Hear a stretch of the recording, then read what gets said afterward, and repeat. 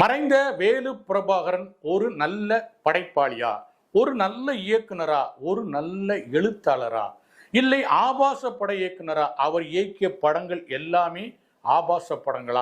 காமத்தை முன்னிறுத்தி அவர் படம் இயக்கியது ஏன்? அவருடைய வாழ்க்கையில் வந்து போன பெண்கள் எத்தனை? அவரால் சீரழிந்த பெண்கள் எத்தனை? அவரால் வாழ்ந்த பெண்கள் எத்தனை? அவர் இந்த சினிமாவுக்கு தந்தது என்ன, பெற்றது என்ன, அவருடைய அனுபவம் என்ன? இது போன்ற பல தகவல்களுடன் இன்றைக்கு நாம் வேலு பிரபாகரனை பற்றி பார்க்க போகிறோம். வாருங்கள் பார்க்கலாம்.